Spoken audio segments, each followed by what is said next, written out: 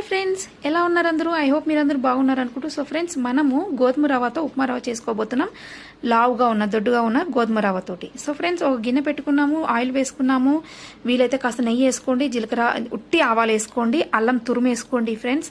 చూడండి, ఒక ఉల్లిపాయ వేసుకోండి అండ్ కరివేపాకు వేసుకోండి ఫ్రెండ్స్. ఈ వెజిటేబుల్స్ వేసుకోండి అండ్ టమాటా కూడా వేసేసుకోండి ఫ్రెండ్స్, తగినంత. అన్ని తగినంత ఫ్రెండ్స్. అండ్ ఆ దొడ్డు రవ్వకి 1కి 3 నీళ్ళు పోసుకోండి ఫ్రెండ్స్. మామూలు రవ్వ కాదు కదా, అందుకని 1కి 3 వేసుకోండి. అండ్ ఉప్పు వేసుకోండి. చూడండి, మనకి కొత్తిమీర వేసుకోండి.